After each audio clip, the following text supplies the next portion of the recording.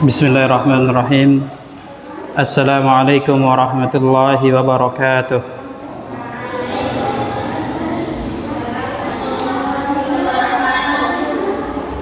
Alhamdulillahi ala ihsanih wa syukru lahu ala taufiqihi wa amtinanih.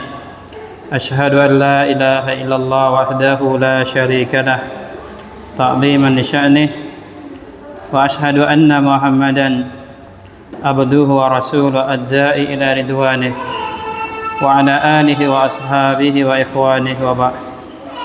Kaum muslimin dan muslimat, hadani Allah wa iyyakum jami'an. Alhamdulillah, kita bersyukur kepada Allah Subhanahu wa taala atas nikmat dan karunia-Nya sehingga kita dimudahkan olehnya untuk berhadir di majelis ilmu. Dari Nabi sallallahu alaihi wasallam disebutkan, man gada ilal masjid, siapa yang berangkat ke masjid, la yuridu illa an yata'allama khairan aw yu'allimah, dengan berangkatnya dia ke masjid tidak lain hanyalah untuk mempelajari kebaikan atau mengajarkannya, illa kana lahu ka'ajri hajin tamatin hajjatuhu, melainkan baginya pahala haji yang sempurna hajinya. Allahu Akbar. Lihat ma'asyiral muslimin, engkau berangkat dari rumah, engkau berjalan menuju masjid, tidak lain dan tidak bukan hadirnya engkau di masjid tersebut untuk belajar kebaikan atau mengajarinya, maka bagi engkau pahala seperti pahala haji yang sempurna hajinya. Dan sama-sama telah kita ketahui, al-hajju al-mabrur, haji yang mabrur, laisa lahul jazaa illal jannah, tidak ada balasan baginya melainkan surga. Maka ini menunjukkan bahwa siapa yang berangkat ke masjid dengan niat belajar atau mengajari dari perkara agama, maka bahaginya pahala senilai dengan pahala haji. Engkau tidak mengeluarkan biaya yang cukup besar, dan engkau tidak melakukan safar yang begitu melelahkan. Engkau tidak harus meninggalkan negeri Anda, keluarga Anda dan lainnya. Cukup Anda hadir di majelis ilmu dengan meninggalkan berangkat dari rumah, maka Anda mendapatkan pahala senilai haji. Maka ini menunjukkan bahwa thalabul ilmi ganjarannya besar. Maka ini menjadi motivasi bagi kita untuk semangat hadir di majelis ilmu. Kaum muslimin dan muslimat, hadani Allah wa iyyakum jami'an. Kembali kita mengkaji kitab Syarhu Mukaffiratid Dzunub, penjelasan tentang amal-amal penggugur dosa.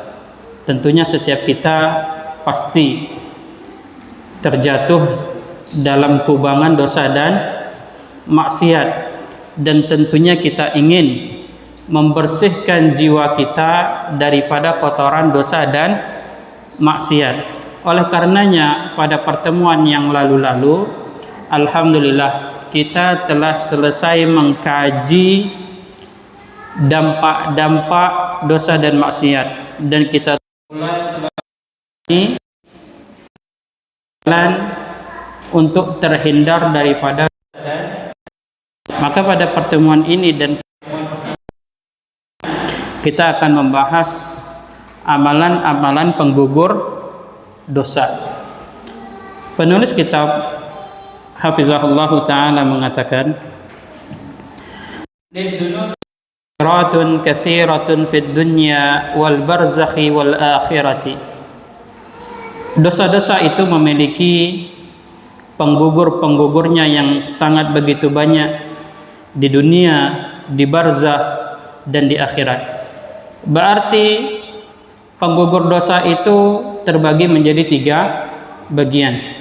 Ada penggugur dosa di dunia, ada pula penggugur dosa di barzakh, ada pula penggugur dosa di akhirat.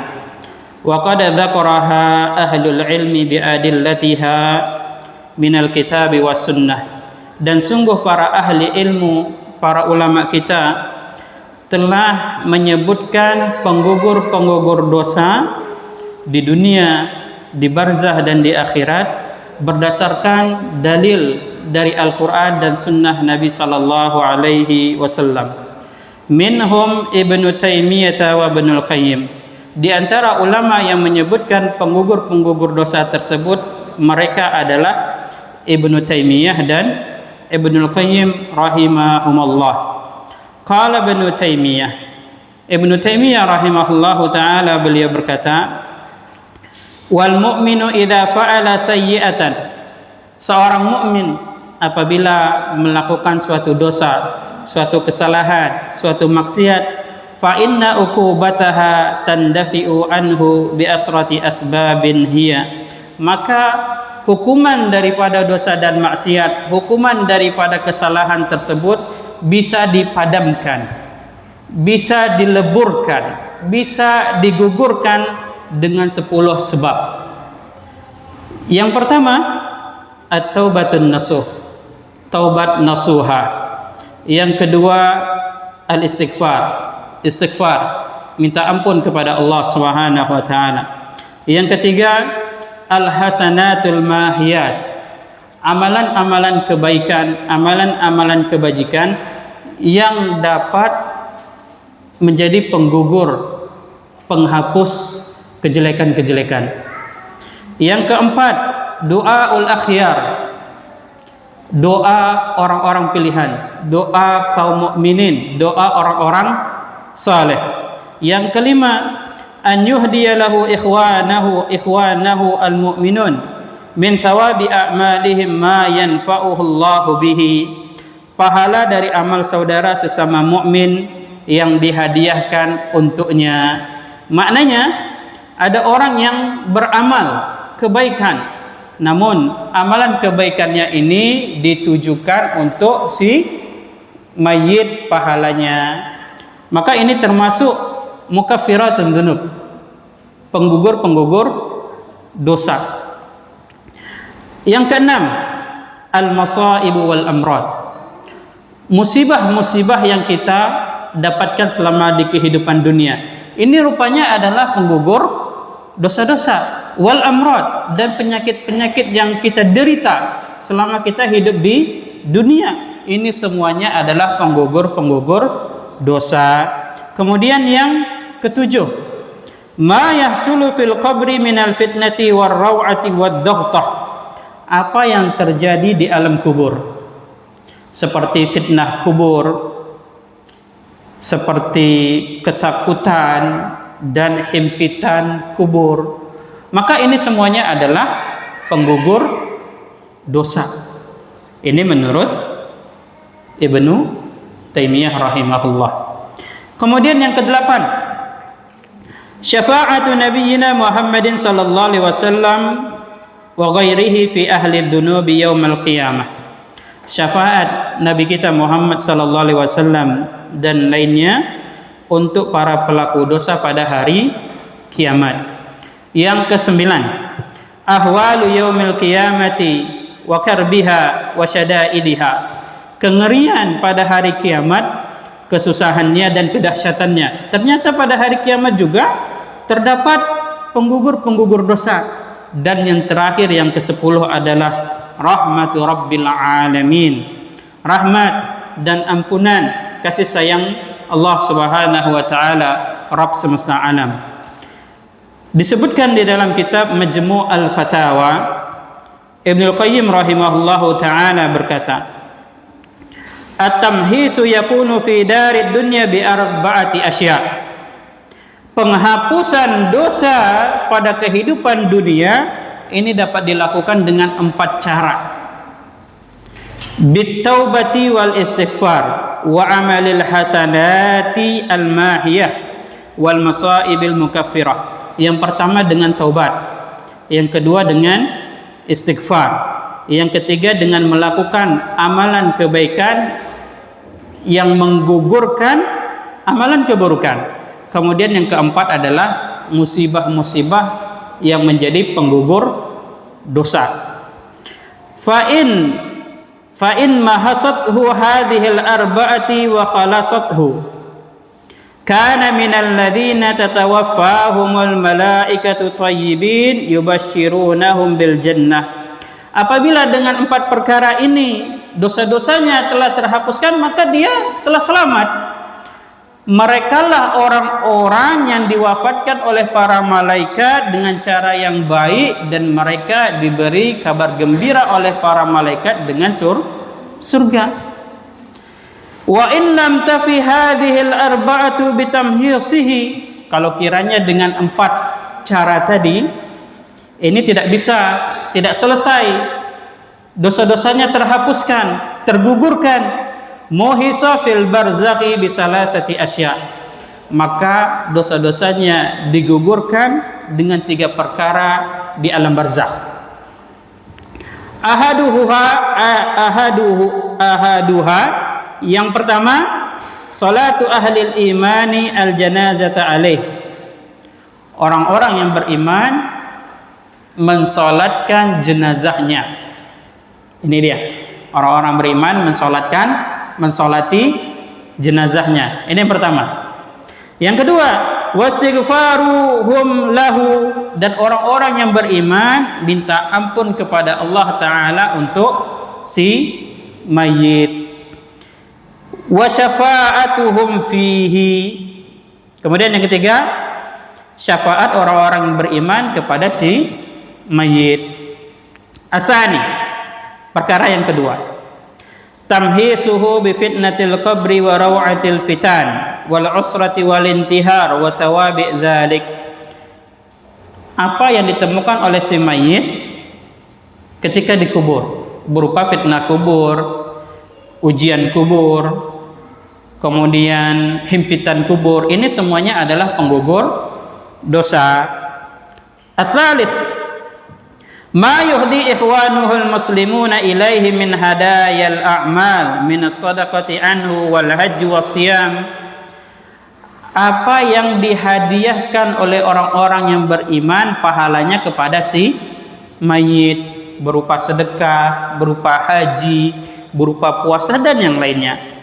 Fa in lam tafi hadhihi bitamhis, kalaulah kiranya 3 perkara penghapus dosa di barzakh ini pun tidak terhapuskan dosa-dosa dan kesalahannya, muhisa baina yaday rabbihi fil mauqifi bi arba'ati asya, maka seorang hamba tadi dihapuskan dosa-dosanya di hadapan Rabb-nya di hari kiamat dengan 4 perkara. Yang pertama, ahwalul qiyamah wa syiddatul mauqif. Ini yang pertama. Yang kedua, yang pertama itu kengerian hari kiamat, kedahsyatan hari kiamat. Ini sudah cukup menjadi apa? Menjadi penggugur dosa. Kemudian yang ketiga, wa syafa'atu syufa'a, syafaat orang-orang yang pemberi syafaat. Syafa'atu syufa'a, syafaat orang-orang yang pemberi syafaat ini bisa menjadi penggugur dosa-dosa. Kemudian tentunya yang kita harapkan adalah wa'afullahi azza wa jalla, dan ampunan kemaafan dari Allah Subhanahu wa ta'ala. Ini yang paling utama sebagai penggugur dosa-dosa.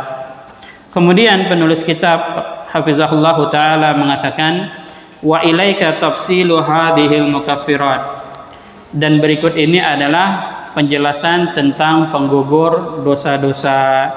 Baik, kaum muslimin dan muslimat hadani Allah wa iyyakum jami'an, kita masuk kepada penggugur dosa. Amalannya yang pertama adalah at-taubatun nasuh, taubat nasuha. At-taubatu min mukaffiratid dunubi walau azumat, taubat merupakan di antara amalan-amalan penggugur dosa walaupun dosa itu adalah dosa besar.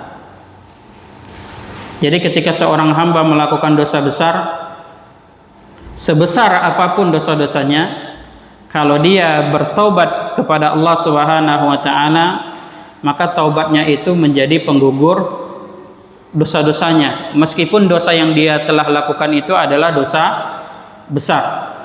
Wahya ibadatun 'azimatun sa'alaha al-anbiya'u wal mursalin kama qala ta'ala an Musa alaihi salam.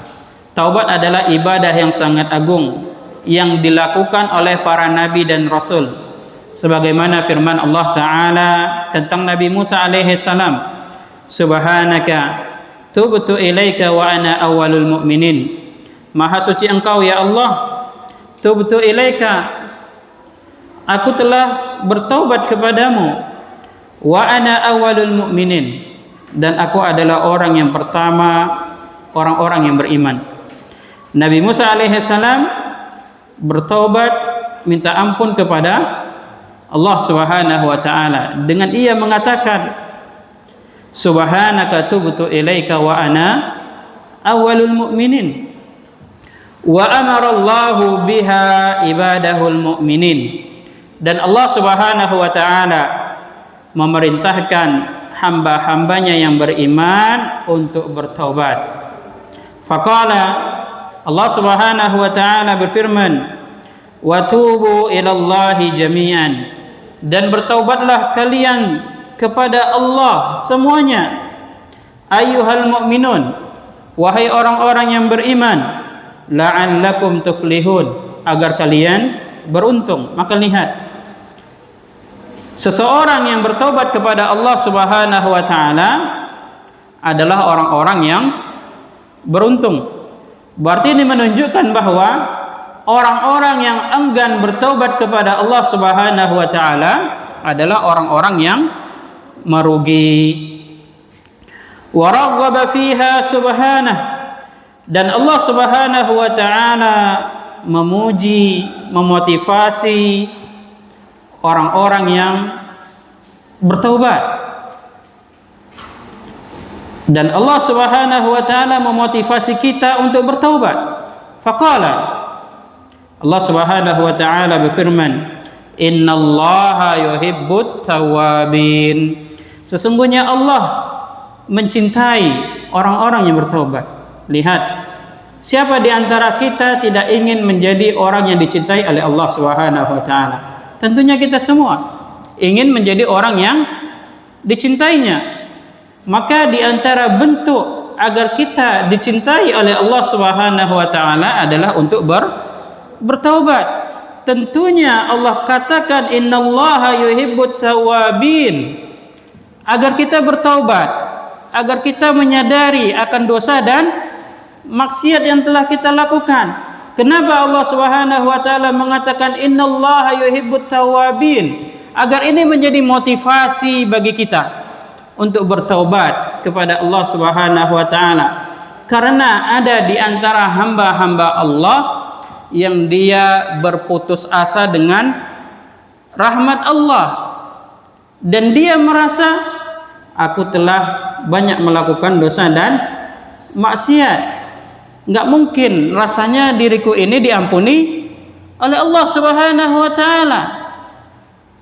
Makanya Allah katakan innallaha yuhibbut tawwabin, sungguh Allah mencintai orang-orang yang bertaubat, agar tumbuh di dalam diri kita rasa bahwa benar-benar taubatku ini diterima oleh Allah Subhanahu wa taala.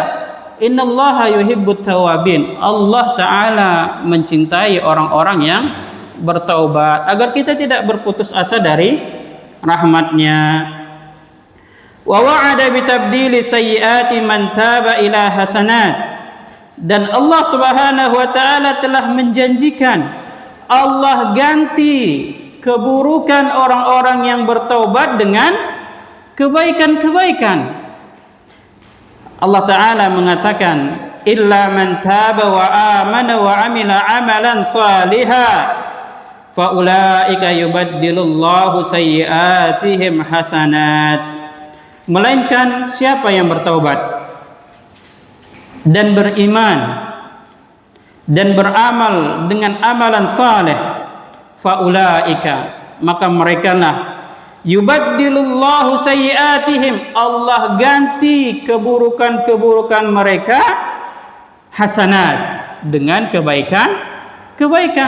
Tak ada ruginya bagi orang-orang yang bertaubat, malah keburukannya itu diganti oleh Allah Subhanahu wa taala dengan kebaikan. Lihat, rugi enggak kalau kita bertaubat? Enggak rugi.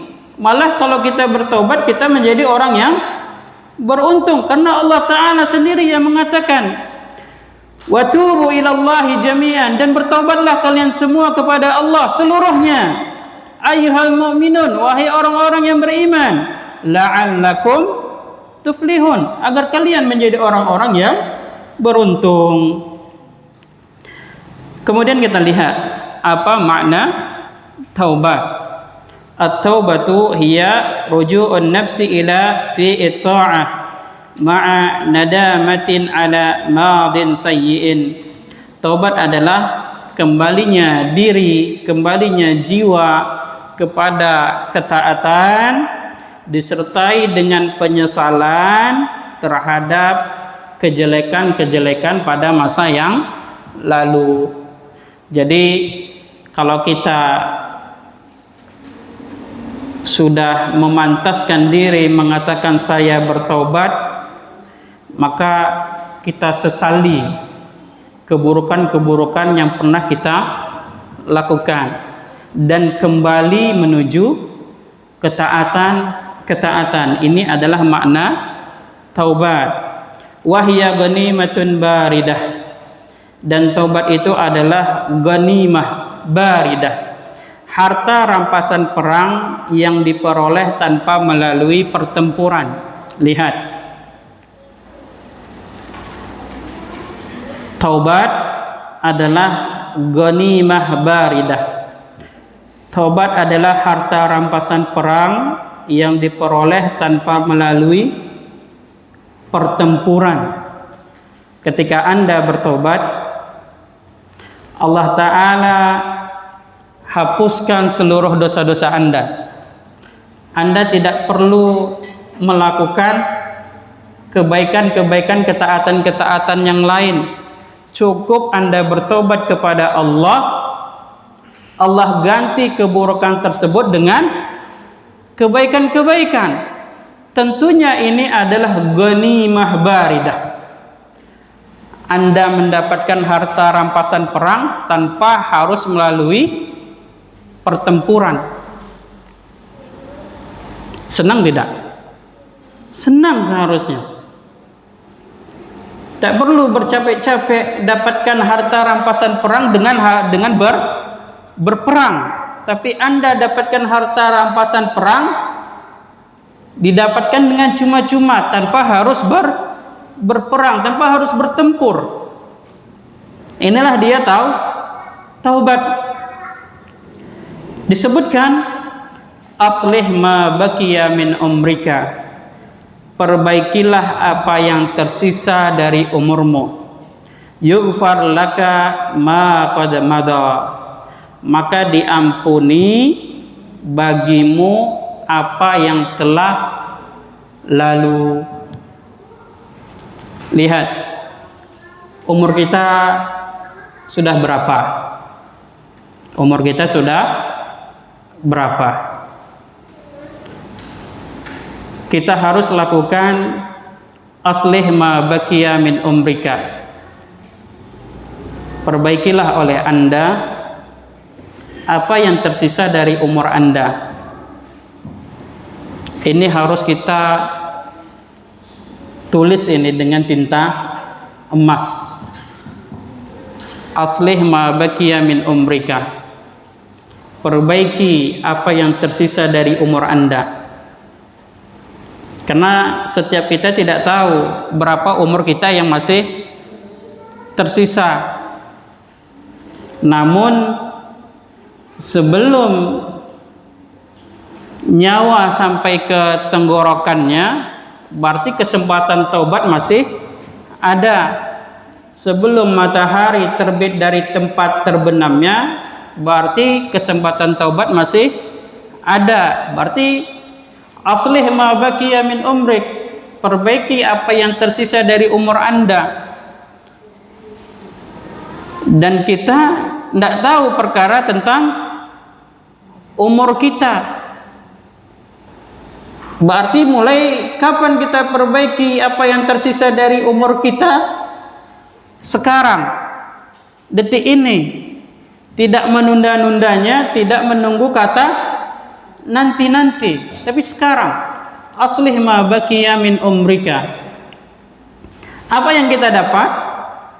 Apa yang Anda dapatkan? Yughfar laka ma qad madha. Diampuni bagimu apa yang telah lalu-lalu. Ini yang tentunya yang kita inginkan. Kesalahan-kesalahan kita, kejelekan-kejelekan kita, maksiat-maksiat kita, dosa-dosa yang pernah kita lakukan, baik itu kita sadar atau tidak kita sadari telah melakukannya, kita harapkan kepada Allah itu semuanya diampuni olehnya. Yughfar laka ma qad madha. Disebutkan fattaubatu miladun jadidun. Taubat itu bagaikan kelahiran yang baru. Allahu Akbar. Lihat, taubat itu bagaikan kelahiran yang baru. Orang yang bertaubat itu bagaikan tidak memikul sedikit pun dosa. Apakah anak yang baru lahir itu menanggung dosa? Tidak. Makanya orang yang bertaubat itu adalah miladun jadid. Dia seperti baru terlahir, kelahiran yang baru. Wal yaumul ladzi yatubu fihi al-mar'u huwa khairu ayyamil umur.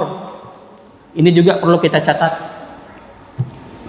Hari di mana seseorang bertaubat itu adalah sebaik-baik umur baginya. Allahu Akbar.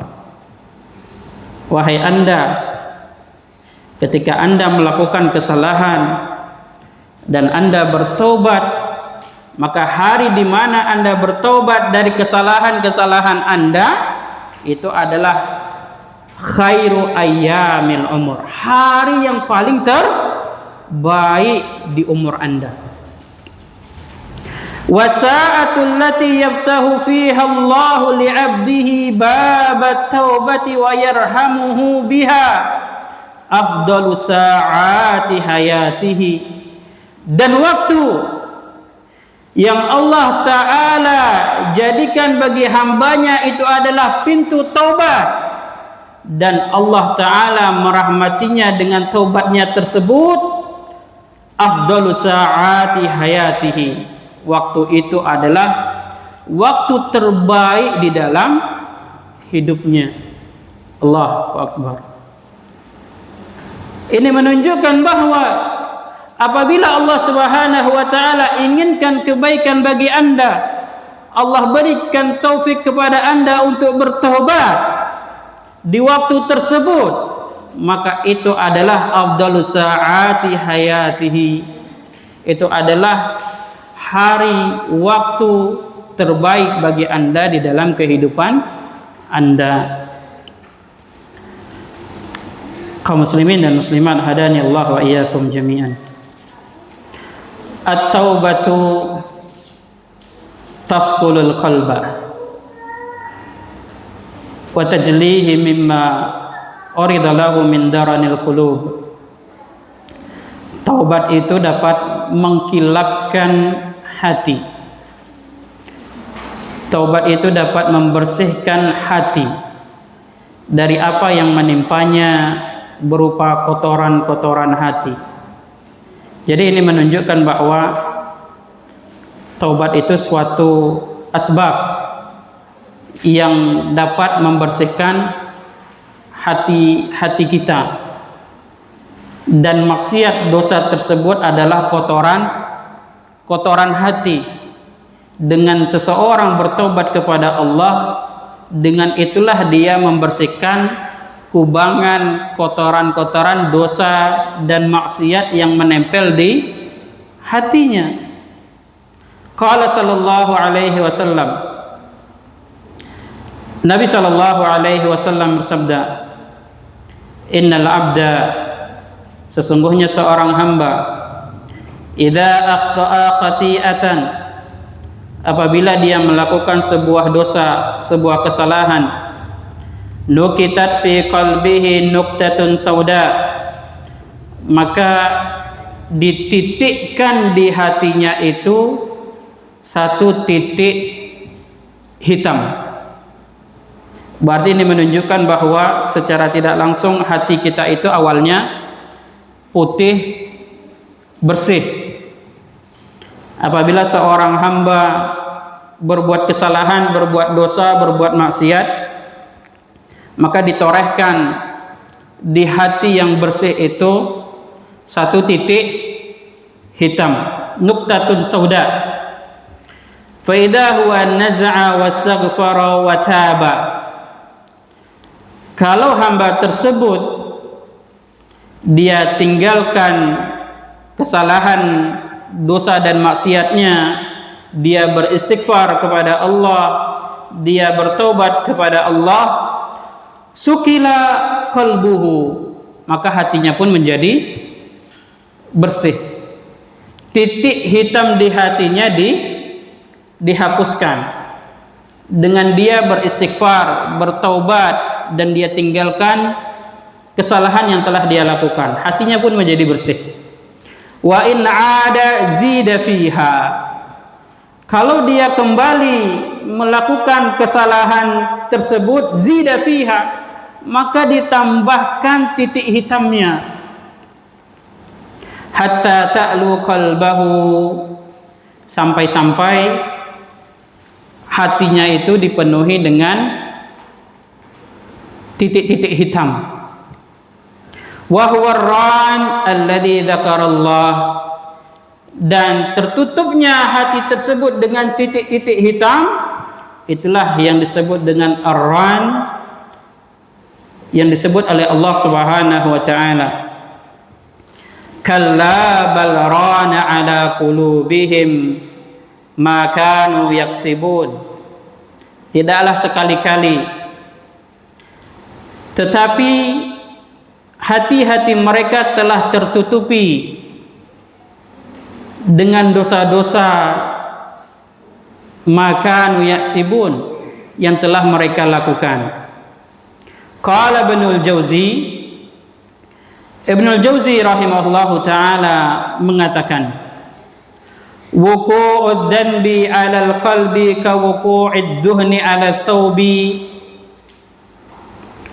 dosa yang menodai hati itu bagaikan minyak yang menodai pakaian. Lihat, kalau di pakaian Anda ada noda yang menempelnya, segera Anda cuci atau Anda biarkan? Segera Anda cuci. Kalau kiranya Anda biarkan berhari-hari tidak Anda cuci, akibatnya noda itu sulit dibersihkan. Kalau kita noda membadar, makanya ketika orang telah jatuh ke dalam dosa dan maksiat, kalau dia tidak segera bertaubat, dikhawatirkan apa? Dosa dan maksiat itu berkelanjutan. Kenapa? Karena masih menempel. Bahkan terkadang ketika telah selesai dicuci, masih menimbulkan bekas. Makanya lihat, terkadang ada orang yang telah bertaubat, rupanya kembali terjatuh di dosa tersebut. Kenapa? Karena dosa itu menimbulkan bekas. Makanya kalau kita dengarkan penjelasan dari Ustadz kita, Ustadz Firanda hafizahullah ta'ala, jangan kali-kali dosa. Kalau Anda pernah jatuh ke tersebut, Anda bisa dalam dosa yang sama.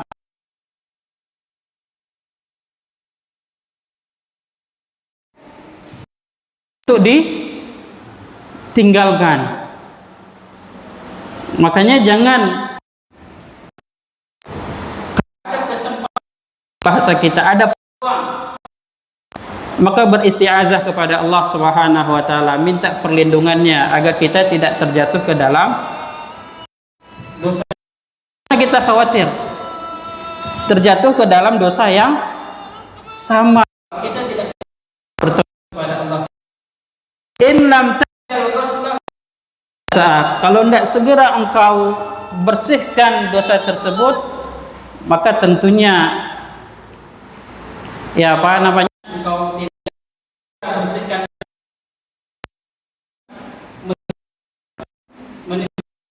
bekas yang begitu lama, maka begitu pula dosa hati. Tapi demikian ikhwani wa akhwati fid din, hadan setelah mau biha la ilaha illa anta astaghfiruka wa atubu ilaik. Wassalamualaikum warahmatullahi wabarakatuh.